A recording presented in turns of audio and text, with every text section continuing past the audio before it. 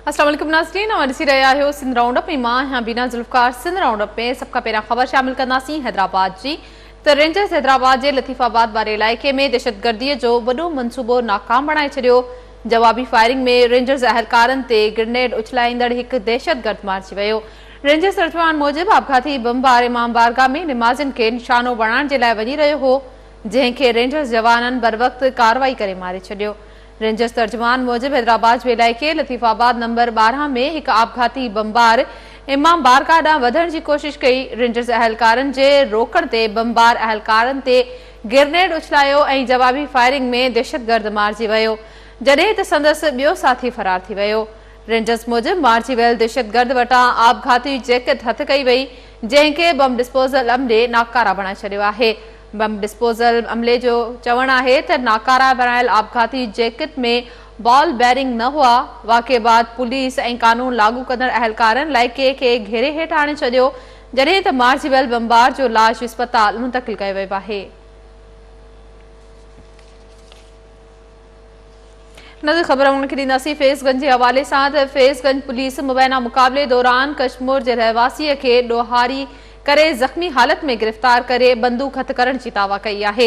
गिरफ़्तार कयल जवाबदार जो चवणु आहे त हालाणी पुलिस बासर माण्हुनि जी वंगार वहंदे गिरफ़्तार करण बाद फैज़गंज पुलिस हवाले कयो, जंहिं जुड़तू मुक़ाबले में ज़ख़्मी करे गिरफ़्तारी ज़ाहिर कई आहे। फैज़गंज पुलिस मुबैना मुक़ाबले में हिकु ॾोहारी उम्मीद अली ओगाईअ खे ज़ख़्मी हालत में गिरफ़्तार करण जी दावा कई आहे। पुलिस जो चवणु आहे त पक्का चांग लॻ गश्त दौरान दोह जे इरादे सां बीठल ॾोहारियुनि फायरिंग करे ॾिनी। पुलिस मूजिबि हथियारबंदनि जी जवाबी फायरिंग में ॾोहारी उम्मीद अली ओगाई ज़ख़्मी थी पियो, जंहिंखे गिरफ़्तार करे वरितो आहे। ज़ख़्मी हालत में गिरफ़्तार कयल ॾोहारी ॿिनि ॼणनि खे क़त्ल करण समेत 14 केसिस में घुर्बल आहे। पुलिस जो चवणु आहे त गिरफ़्तार कयल जवाबदार जे कब्ज़े मां हिकु बंदूक ऐं कारतूस मिलिया आहिनि, जॾहिं त संदसि साथी फरार थी विया आहिनि। ॿिए तरफ़ ज़ख़्मी हालत में गिरफ़्तार थियल कश्मीर वासी उम्मीद अली ओगाई केटीएन न्यूज़ सां ॻाल्हाईंदे चयो त 3 ॾींहं गालाणी पुलिस ॻोठ दाऊद लाखो मां गिरफ़्तार कयो हो। ज़ख़्मी जवाबदार दावा कई आहे त हालाणी पुलिस खेसि गिरफ़्तार करे फैज़गंज पुलिस हवाले कयो, जिन जुड़तू मुक़ाबले दौरान गोली हणी ज़ख़्मी कयो ऐं बाद में मुक़ाबले दौरान गिरफ़्तारी ज़ाहिर कई आहे। हुन चयो त बासर मुख़ालिफ़नि सां ज़मीन जे मामले ते तकरार हलंदड़ आहे, जिन जे चवण ते पुलिस खेसि ॾोहारी ॼाणाए जुड़तू मुक़ाबले में गिरफ़्तारी ज़ाहिर कई आहे।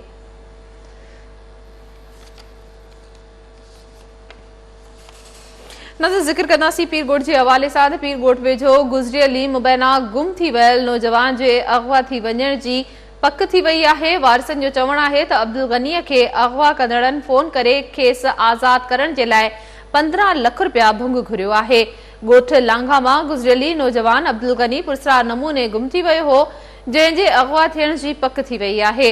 नौजवान जे वारिसनि जो चवणु आहे त संदन नौजवान गुज़िरियल ॾींहुं बाईपास वटां गुम थी वियो, जंहिं बाबति इलाइक़े वासियुनि ॿुधायो हो त कार सवार माण्हुनि अब्दुल गनीअ खे सॼे गाॾीअ में विहारे पाण सां गॾु वठी विया। नौजवान जे वारिसनि जो वधीक चवणु आहे त अॼु खेनि अणॼातल नंबर तां फ़ोन आयो। फ़ोन कंदड़नि अब्दुल गनीअ खे अगवा करण जी तस्दीक कंदे खेसि आज़ाद करण जे लाइ भुंग घुरियो आहे। हुन चयो त नौजवान जी बाज़ियाबीअ लाइ अगवा कंदड़नि 15 लख रुपया भुंग घुरियो आहे ऐं भुंग वारी रक़म न ॾियण जी सूरत में खेसि नुक़सान पहुचाइण जी धमकी बि ॾिनी आहे। मुग़वी नौजवान अब्दुल गनीअ जे वारिसनि DIG सखर ऐं SSP ख़ैरपुर खे अपील कई आहे त संदन नौजवान खे आज़ाद कराए ॾिनो वञे।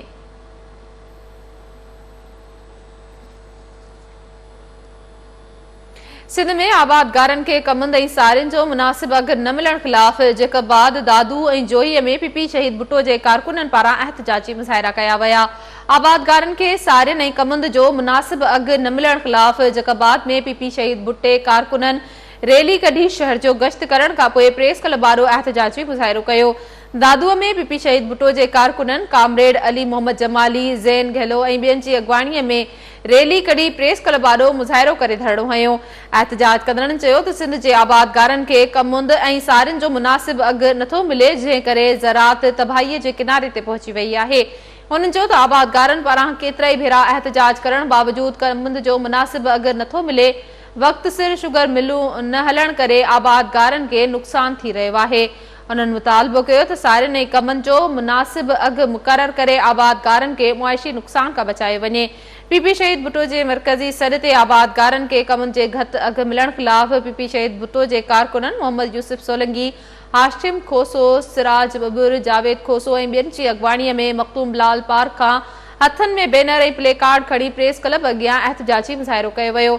उन मौक़े ते अॻवाणनि चयो त शुगर मिलनि पारां कमंद जी आबादगारन के घट अघ ॾेई आबादगारन सां ज़्यादती कई पई वञे। हुननि मुतालबो कयो त कमंद जे आबादगारन के अघ वधाए ॾिना वञनि ऐं शुगर मिलनि खिलाफ कार्रवाई कई वञे, ॿी सूरत में एहतजाज जारी रखियो वेंदो।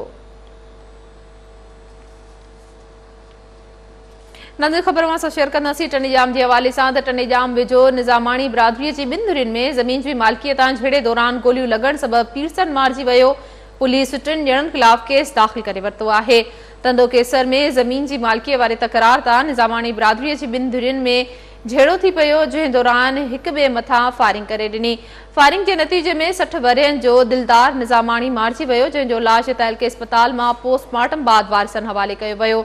तनोजाम पुलिस वोतीअ जे भाउ आशिक निज़ामाणीअ जी फरियाद ते बशीर इनायत ऐं मुख्तियार निज़ामाणी खिलाफ क़त्ल जो केस दाख़िल करे वरितो आहे। वाज़ेह रहे त निज़ामाणी बिरादरी जी ॿिनि धुरियुनि में हलंदड़ ज़मीनी तकरार तां मक़तूल जे भाउ शमन निज़ामाणी अॻी मारिजी चुको आहे।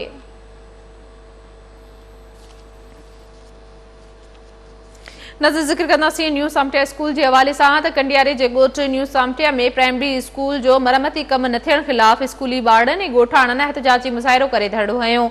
न्यू सामटिया जे प्राइमरी स्कूल जो मरमती कम न थियण खिलाफ ॻोठाणनि नजीब अहमद, निसार सोलंकी ऐं ॿियनि जी अॻवाणीअ में एहतजाजी मुज़ाहिरो कयो।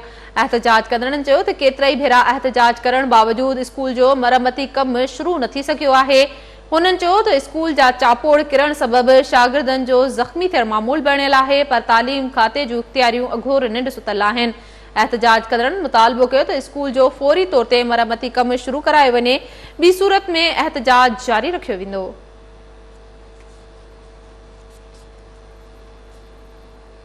नज़र ख़बर सां शेयर कंदासीं खैरपुर जी त खैरपुर नाथन शाह में सुई सदरन गैस कंपनीअ जी टीम कार्रवाई करे 100 खां वधीक गैर कानूनी कनेक्शन काटे छॾिया। अमलदारनि जो चवणु आहे त गैस चोरी कंदड़नि खिलाफ केस दाख़िल करायो वेंदो। सुई सदरन गैस हैदराबाद जी टीम शहर के मुख़्तलिफ़ हंधनि ते छापा हणी गैर कानूनी तौर ते लॻल 100 खां वधीक गैस जा कनेक्शन काटे छॾिया। सुई गैस अमलदारनि जो चवणु आहे त गैस चोरी वारी शिकायतुनि ते कार्रवाई कई वई आहे। गैस चोरी कंदड़ माण्हुनि खिलाफ केस दाख़िल करायो वेंदो।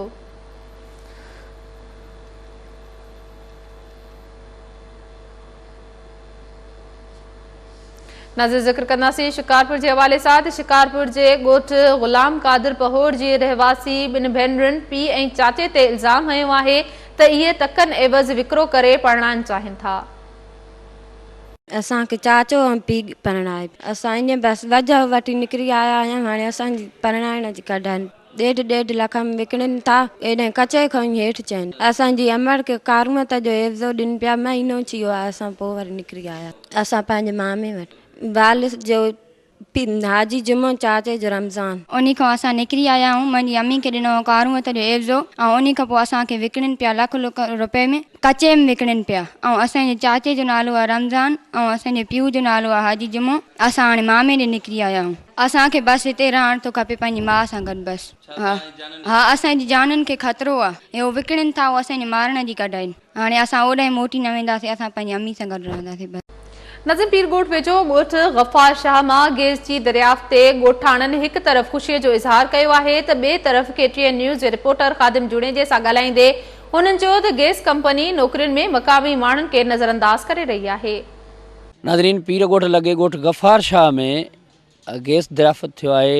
इलाइक़े वासियुनि केतिरा ई ख़ुशहालीअ जा ख़्वाब ॾिठा आहिनि। अचो त उन हवाले सां जेके हिन ॻोठ जा रहवासी आहिनि, हिन ज़मीनुनि जा मालिक आहिनि, उन्हनि सां ॻाल्हि ॿोल कयूं त छा पिया ॿुधाए। साईं हिते वॾी गैस निकिती आहे, वॾो ज़ख़ीरो निकितो आहे।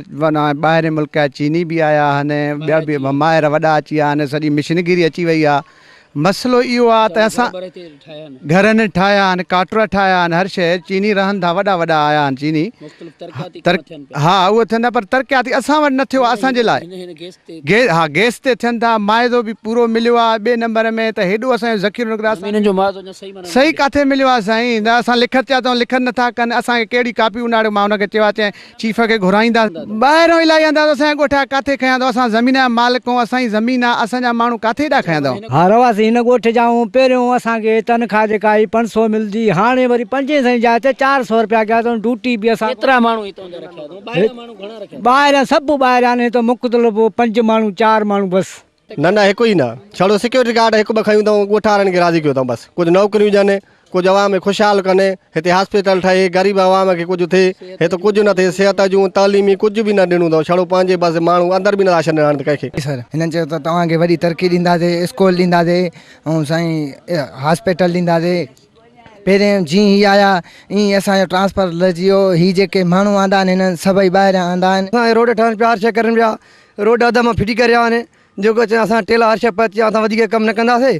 उन कम अध में कम में पिया आहियूं। वरी रही ॻाल्हि हिन हे कम थिया आहिनि, गेट तां अंदरि माण्हू छॾनि कोन था। असांजो त सभिनि जो हक़ु आहे। हाणे था चवनि रुगो बनी वारनि जो हक़ु आहे, पाड़े वारनि जो हक़ु ई न आहे।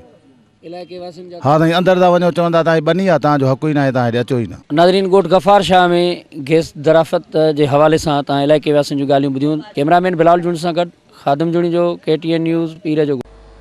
नाज़रीन ज़िक्र कंदासीं ठुल जे हवाले सां त ठुल जे यार मोहम्मद शाह क़ब्रिस्तान जी ज़मीन ते मुबैना तौर कब्ज़ो कंदड़ बाअसर माण्हुनि ख़िलाफ़ इलाइक़े वासियुनि एहतजाजी मुज़ाहिरो कयो।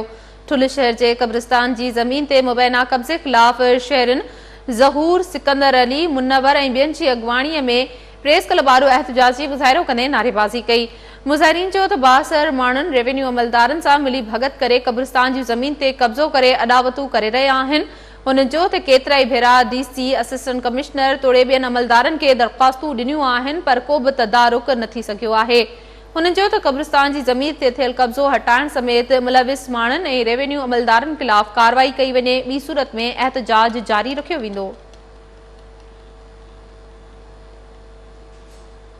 नज़र ज़िक्र कंदासीं लाड़काणे जे हवाले सां त लाड़काणे में बीबी आसफा डेंटल कॉलेज जी इंतज़ामिया पारां सालियानी इम्तिहान जा पेपर्स कैंसिल करण ख़िलाफ़ शागिर्दनि ऐं शागिर्दियाणियुनि एहतजाजी मुज़ाहिरो करे धरणो हयो।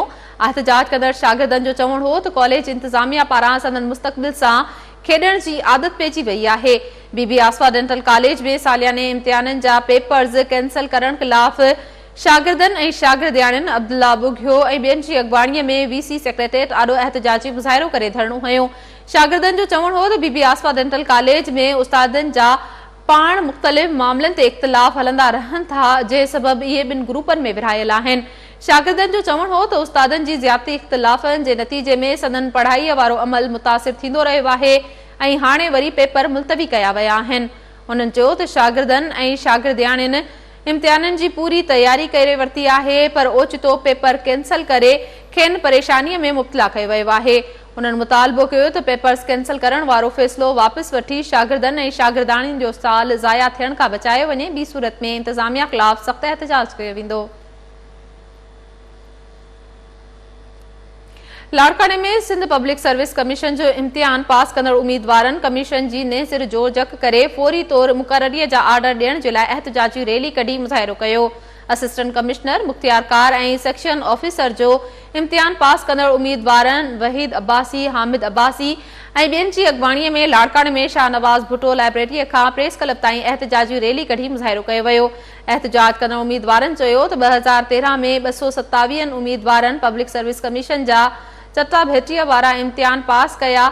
खेनि ऑफर आर्डर त ॾिना विया आहिनि, पर अञा ताईं मुक़ररीअ जा आर्डर न ॾिना विया आहिनि। हुननि मुतालबो कयो त फौरी तौर ते कानूनी घुर्जूं पूरियूं करे पब्लिक सर्विस कमीशन जे चेयरमैन ऐं मेंबरनि जी मुक़ररी करे संदनि मुक़ररीअ जा आर्डर जारी कया वञनि। ॿी सूरत में एहतजाज जो सिलसिलो जारी रखियो वेंदो।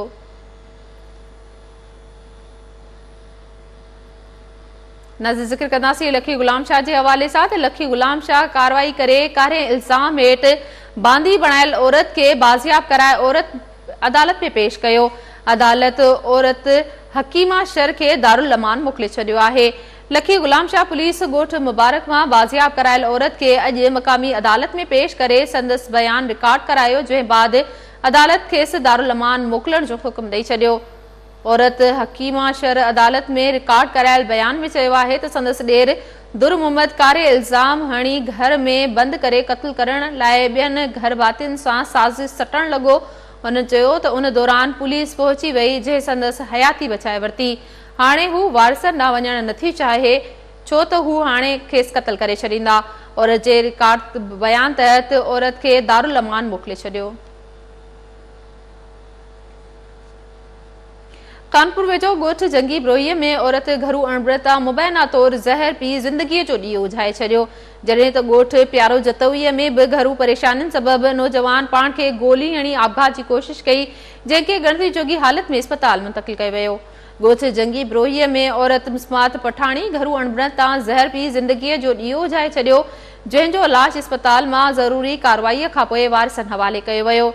हिक ॿिए वाक़े में कानपुर जे ॻोठ प्यारो जतोईअ में बि नौजवान ब्रोही जतोई घरेलू अणबड़त सबबि पाण मथां फायरिंग करे आपघात जी कोशिश कई, जंहिंखे गणती जोगी हालत में सखर अस्पताल मुंतक़िल कयो वियो आहे।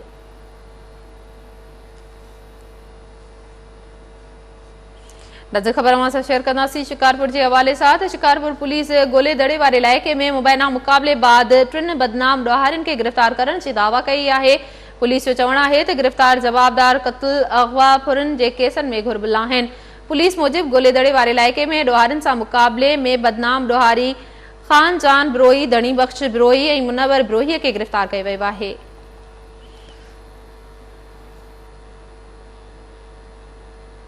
नज़र शहदादकोट म्यूनिसिपल कमेटीअ जे चूंडियल नुमाइंदे चयो आहे त खेनि बजट बाबति अणॼाण रखियो वञे थो। हुन केटीए न्यूज़ रिपोर्टर अदनान भटीअ सां ॻाल्हाईंदे चयो त शहर जा तरक़ियाती कम न थियण सबबि हू शहरनि खे मुंहुं ॾेखारण जहिड़ा बि न रहिया आहिनि।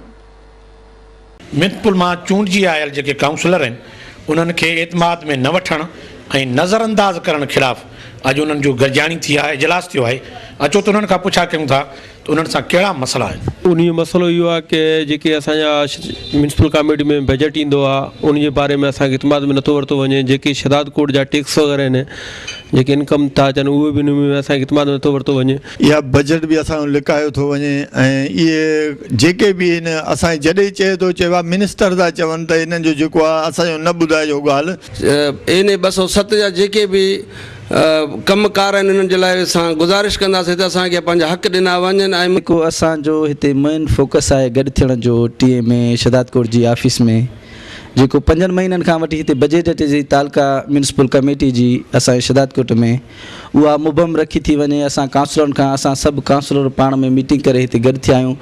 ख़ासि तौर ते जेके शहदादकोट सिटी जा म्यूनिसिपल कमेटी जा असांजा मेन इशू आहिनि, सफ़ाई सुथराई जो मसइलो जेको असांजे पावर मिलण खां बावजूदि जेको आहे त उहो वञे थो बहितर ख़राबु थींदो, इन में का बि बहितरी नथी अचे। शहदादकोट जा जेके बुनियादी मसइला आहिनि उन्हनि खे हल कयो वञे। जेके हे तक़रीबन 10 जो तइदाद आहे जेके असां काउंसलर जनरल काउंसलर चूंडिजी आया आहियूं, उन जे मतिलबु जेको असांजो चेयरमैन साहिबु आहे उहो कंहिं बि मसइले ते बुनियादी मसइले ते एतमाद में नथो वरितो वञे। साईं हुन में माल पीड़ी आहे, पंहिंजो दुकाननि जो किरायो आहे जेको आहे सो रेज की पीड़ी आहे, उन खां अलावा गाह जी पीड़ी आहे जेको आहे सो म्यूनिसिपल जी पंहिंजी जेका इनकम आहे उहा ज़ाहिर नथी कई वञे। असां वटि स्टाफ कोन्हे जेको आहे सो जंहिंजे लाइ असां सफ़ाई करे सघूं। मेन इशू असांजो इहो ई आहे की भई शहर जी सफ़ाई थिए। असांजो सही इहो ई मुतालबो आहे। मीर साहब खे बि अर्ज़ु कयो अथसीं, मिठल ख़ान खे, हुनजे असां ज़ात जे ख़िलाफ़ न आहियूं। हुनजे कारकर्दगी असां जॾहिं न ॾिठोसीं, असां कंहिं सां बि हुनजो बिहेवियर असां सम्झोसीं सही नथो हले, तॾहिं असां इहो जेको आहे हाणे गॾु थिया आहियूं। पार्टी क़यादत खां इहो ई घुर कयूं था। पहिरियों त असां सभु मेंबर आहियूं, असां सभिनी जो इहो हक़ आहे असांखे बजट जेका बि अचे थो हुनजी सॼी जेका रिपोर्ट ॿुधाइनि। साईं मसइला कयल नथा थियनि। असां वटि मसइला आम कर पंहिंजो सफ़ाई सुथराई जो आहे। हिनमहिल असां वटि 3 वार्डनि में ट्रैक्टर ॾिनल आहे। हिकिड़े ट्रैक्टर मां चकर कढजनि था। 3 वार्डनि मां अधु शहदादकोट आहे। वरी तेल जो बिल पुछंदे त लखे रुपयनि जो तेल आहे 2 ट्रैक्टरनि जे चकरनि में। 3 वार्डनि में जो हिकिड़ो ट्रैक्टर थो हले त असां सफ़ाई सुथराई छा थिए। असां साईं चूंडियल नुमाइंदा वोट खणी आया आहियूं, हाणे वोटरनि खां लिखंदा था वठूं। शहदादकोट मां चूंडिजी आयल जेके म्यूनिसिपल जा काउंसलर हुया उन्हनि इहो पीपल्स पार्टी जे क़यादत खां इहो मुतालबो कयो आहे त शहदादकोट में तरक़ियाती कम नथा थियनि ऐं सफ़ाई सुथराई जो निज़ाम बि डावाडोल लॻो पियो आहे। कैमरामैन ज़ाकिर सीटो सां गॾु अदनान भट्टी, KTN न्यूज़। ठारूशाह जे रहवासी पोरियत कैंसर जे मर्ज़ में मुब्तला 8 सालनि जे मासूम पुट जो इलाज न थियण सबबि ज़िंदगीअ जी जंग हाराए वेठो। पोरियत जो चवणु आहे त हुन पुट जे इलाज लाइ चूंडियल नुमाइंदनि ऐं हुकूमत खे केतिराई भेरा अपील कई, पर कंहिं बि संदसि पुट जी हयाती बचाइण जे लाइ मदद न कई।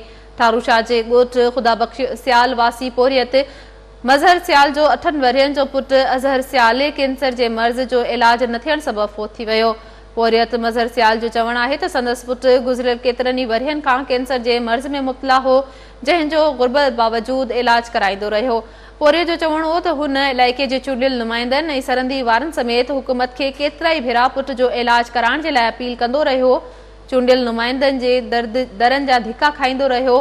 पोरियत मज़हर सियाल जो चवणु हो त कंहिं बि चूंडियल नुमाइंदे तोड़े सिहत खाते जे अमलदारनि संदसि पुट जो इलाज कराइण में मदद न कई।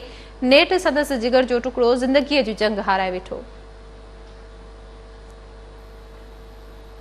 कराचीअ जे डिफेंस वारे इलाइक़े में 4 ॾींहं अॻु गैस सिलेंडर फाटण वारे वाक़े जो हिकु वधीक ज़ख़्मी फोत थी वियो आहे। टाउन कमेटी इस्लाम कोर्ट जे मेंबर हिरेश कुमार जे फोत थियण जी ख़बर बाद सोग में इस्लाम कोर्ट में कारोबार बंद थी वियो। डिफेंस जे इलाइक़े में 4 ॾींहं अॻु गैस सिलेंडर फाटण सबबि ज़ख़्मी थियल टाउन कमेटी इस्लाम कोर्ट जो मेंबर हिरेश कराचीअ जी अस्पताल में देहांत करे वियो, जंहिं बाद वाक़े में फोत थी वियलनि जो अंग वधी 3 थी वियो आहे। हिरेश कुमार जे फोत थियण जी ख़बर बाद सोग में इस्लाम कोर्ट में कारोबार बंद थी वियो। उन खां अॻु वाक़े में सड़ी ज़ख़्मी थियल औरत शीला अॼु सुबुह देहांत करे वई हुई, जॾहिं त गुज़िरियल ॾींहुं ज़ख़्मनि जा सुर न सहंदे राधा पिणु अस्पताल में देहांत करे वई हुई, जॾहिं त वाक़े में सड़ी फोत थी वियल सिंधुअ जो कराचीअ जी निजी अस्पताल में इलाज हलंदड़ आहे।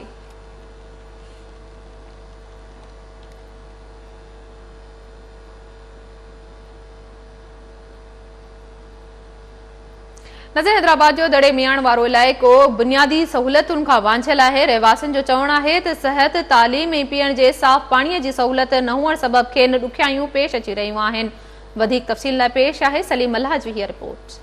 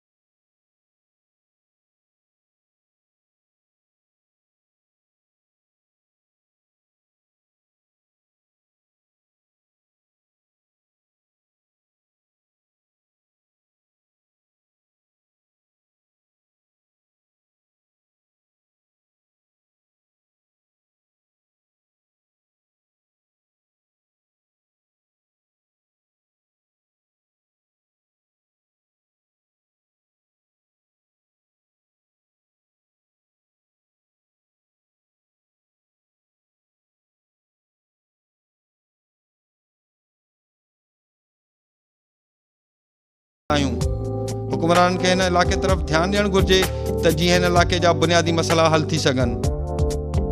कैमरामैन जावेद सोलंगी सां गॾु सलीम अला, KTN न्यूज़, हैदराबाद।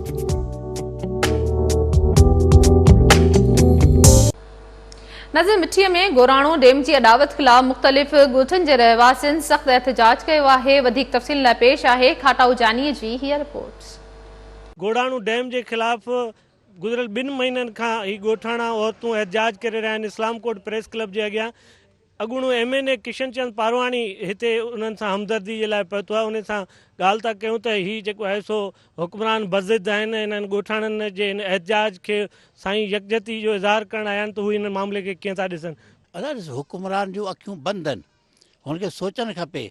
तरक़ी दुनिया में हर हिकु मुल्क चाहे थो, पर जॾहिं डैम जिते कोयलो निकिरे थो त उहो अची हिननि वटि पाणी छो थो चढ़ाए वञे। ॻाल्हि उहा आहे त प्लानिंग ठाहिनि जिते कंहिंखे नुक़सानु न थिए, तरक़ी थिए बराबरि दुनिया में, पर जिते वेही उते ॻाल्हि हिननि वटां कोयलो निकिरे हिते पाणी छॾे, ठीकु आहे। 20-25 माइल किलोमीटर परे अची पाणी हिन ॾे छॾे था, ॾिसो हिन में नुक़सानु थींदो आहे। असांखे तव्हांखे ॿुधायूं चोटियारी डैम असांजे भटसागर ज़िले मां ठहे पियो, उन में तव्हां हींअर ॾिसो 40-50 किलोमीटर ताईं जेका हुन सिम वई आहे उहा पकी ज़मीन आहे, हीअ त अञा वारी हलंदी। उनजी हालत ॾिसो, बनी सिम थी वई आहिनि। पहिरीं स्कीमूं हिन जे डाटा ॾींदा, तव्हांखे ट्यूबवेल हणाए ॾींदासूं, हीअ करे ॾींदासीं, कुझु कोन हणाईंदा। जंहिंजा RO प्लांट पिया हलनि, ट्यूबवेल अहिड़ा हणाए ॾींदा न, तबाह थी वेंदा बिल्कुलु। इलाइक़ो जेको ॻाल्हि सिमारो हेठि पाणी उहा ॻाल्हि तबाह कंदो, भिटूं बारिश थिए, भिट टुटी वई, आसपास नुक़सानु थींदो, हिनखे फ़ाइदो कोन पवंदो, तमामु घणो नुक़सानु आहे। तॾहिं गवर्नमेंट खे अपील कंदुसि, ऐं ख़ासि करे हिते नुमाइंदा आहिनि, उनखे चवंदो हुकूमत में वेठल आहिनि, हुकूमत बराबरि पंहिंजी ॻाल्हि खे आहे, पर पहिरीं हुकूमत कनि था आवाम जे वोट ते। एंग्रो कंपनी ऐं सिंध हुकूमत जी सहकार सां जेको ॻोठ गोराणे जे भर में 2700 एकड़ ज़मीन ते जेको डैम ठाहियो पियो वञे, इन जे ख़िलाफ़ ई असांजा 55 ॾींहं हिते इस्लाम कोट प्रेस क्लब जे अॻियां एहतिजाजी धरणो आहे।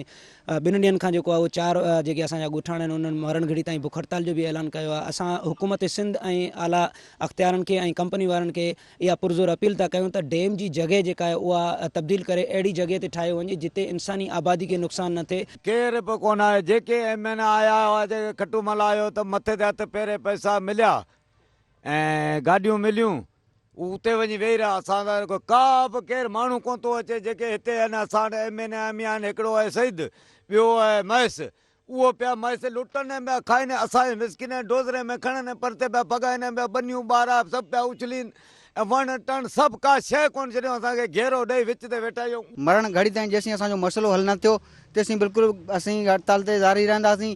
5 ॾींहं थी आया असांजे इस्लाम कोट प्रेस क्लब ते 16 ॾींहं असांजा दोस्त कराची हुआ, हैदराबाद, मिठी ताईं असां धरणा लॻे, पर अञा ताईं हुकुरान खे को बि अफ़सोस या ॾुख न थियो आहे त इहा अवाम वेठी आहे ॿारे बचे, कहिड़ो हुननि खे ॾुख आहे, तकलीफ़ आहे। असीं वञूं हुननि वटि ॻाल्हियूं कयूं, बिल्कुलु डॉक्टर खटूमल आयो, ज्ञानचंद बेश मलाणी, त तव्हांजा जाइज़ मसइला आहिनि, असीं जाइज़ मसइला खणी CM वटि पहुचायूं था, तव्हांजो मसइलो हल कंदासीं। गोराणो डैम जे ख़िलाफ़ मुख़्तलिफ़ 12 ॻोठनि जा मुतासिरीन आहिनि, जंहिंजे लाइ सिंध जे वॾे वज़ीर ताज़ो थर जे दौरे दौरान चयो त सिर्फ़ु 2 माण्हू आहिनि जेके एहतिजाज करे रहिया आहिनि। हीअ अॼु 56 ॾींहं आहे, इहे त मुंहिंजे पस मंज़र में इहे हितां सारा ॻोठाणा औरतूं ॿार जेके आहिनि सो पंहिंजे हक़ जे लाइ एहतिजाज करे रहिया आहिनि त डैम जो हंधु तब्दील कयो वञे, पर बेहस हुक्मरान हिननि जी दांह कूक ॿुधण लाइ तयारु न आहिनि ऐं हुननि सां इंसाफ़ करण लाइ तयारु न आहिनि। उन करे हिननि जो एहतिजाज जारी आहे ऐं गुज़िरियल ॾींहं खां हिननि ॻोठाणनि मरण घड़ी ताईं बुख हड़ताल शुरू करे ॾिनी आहे। खाटाऊ जानी, इस्लाम कोट। नज़र फैज़गंज जे ॻोठ ग़ुलाम नबी शर जा ॻोठाणा वॾे अरसे खां पंहिंजे माल जो इलाज चीकले सां कनि था। उन बाबति वधीक तफ़सील पेश आहिनि सदाकत मेमण जी हिन रिपोर्ट में। नाज़रीन, तव्हां मुंहिंजे बैकग्राउंड में ॾिसी सघो था त ॿार हिकिड़े चीकले ते रांदि खेॾी रहिया आहिनि। तव्हांजे ख़्याल में त हीअ सिर्फ़ु हिकु रांदि हूंदी, न, पर हीअ रांदि न आहे। हिन सां गॾु ई चौपाई माल जो इलाज बि थी रहियो आहे। हितां जे मालबंदनि सां असां ॻाल्हि ॿोल कंदासीं त चौपाई माल जो इन सां इलाज कहिड़ियुनि बीमारियुनि जो इलाज थिए थो ऐं इहो इलाज कीअं थिए पियो थो, तव्हांजो छा कॉन्सेप्ट आहे ऐं केतिरे सालनि खां इहो कॉन्सेप्ट हलंदड़ आहे। हिन वक़्तु असां सां हिकु ॻोठाणो बि मौजूदु आहे, असां हुन सां ॻाल्हि ॿोल कंदासीं। ख़ादिम, तव्हां हीअ ॿुधाइजो थी जेकी ॿार रांदि खेॾी रहिया आहिनि चीकले ते, इहो छा कॉन्सेप्ट आहे ऐं केतिरे टाइम खां इहो कॉन्सेप्ट हलंदड़ आहे? जी बिल्कुलु, ही असांजे ॿारनि जी रांदि रूंद बि आहे। हिन सां ॿार रांदि खेॾी लुत्फ़ अंदोज़ थियनि था, पर उन सां गॾु असांजे वॾनि खां वठी असां जेतिरनि पीढ़ियुनि खां वठी माल सां लाॻापियल रहिया आहियूं, त असां इहो ॿुधंदा था अचूं त इन जे माल जे विच में हाणे असां इहो थींदो आहे त माल जी जेका तवजह आहे उहा हुन ॾे मुतवजह थिए थी ऐं ॿार जूं जेके माल जूं जेके बीमारियूं आहिनि उहे उन में ख़तमु थी वञनि। जहिड़ो की गोगे जी बीमारी आहे ऐं ॿी थींदी आहे मोहाड़ो जेको वात पचंदो आहे या पेरनि जे अंदरि पची पवंदा आहिनि जिते जीत पइजी वेंदा आहिनि। उन जो सबबु इहो आहे, इन लॻाइण जो ऐं मुसलसिल हलाइण जो सबबु इहो आहे त असां वटि इंतिज़ामिया नाले का शइ न आहे जेका असांजे माल जे बीमारियुनि जो इलाजु करे। पोइ असां पंहिंजा जेके टोटका आहिनि जेके सिंध जे रस्मनि ऐं रवाजनि में लागू आहिनि, जीअं पुराणे वक़्त खां वठी ई जेको आहे इहो हणंदा अचूं था ऐं माल खे ऐं पंहिंजे ॿारनि खे उन में माइल करे ज़िंदगी गुज़ारियूं था, ईअं ई हिकिड़ो ई असांजो टोटको आहे। अच्छा, हिन में ॿारनि जी केतिरी दिलचस्पी हूंदी आहे? जीअं ॾिसूं पिया ॿार रांदि खेॾनि पिया, ॻोठ जा समूरा ॿार हिते रांदि खेॾणु ईंदा आहिनि, छा थींदो आहे, कीअं थींदो आहे, थोरी सूरत हाल ॿुधाइजो। जी बिल्कुलु ई तमामु बहितर ॿारनि जे लाइ बि आहे। ॿारनि में पाण में मोहबत पैदा थी थिए, ॿारनि में पाण में ॿधी पैदा थी थिए। समूरे ॻोठ जा ॿार गॾिजी अची ॿ ॿार वेहनि था, वरी ॿ ॿार उन खे धिकनि था, वरी ॿिया ॿ ॿार वेहनि था। ईअं सॼो ॾींहुं हुननि जो बि टाइम गुज़रे थो ऐं हू पंहिंजी रांदि बि जारी रखनि था।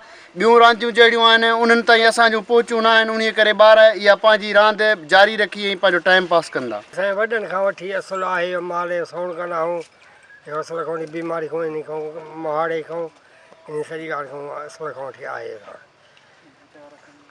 हिन ते ॿार ईंदा आहिनि, खेॾंदा आहिनि, छा थींदो आहे? रांदि खेॾंदा ॿार बि आहिनि, माल जो सोण बि आहे, सॼी ॻाल्हि इन ते आहे। इन सोण सां माना कहिड़ो माल खे फ़ाइदो थिए थो? इहो मोहाड़े जो फ़ाइदो थिए थो, ॿियो बीमारी थोरी घणी जो इहो थिए थो,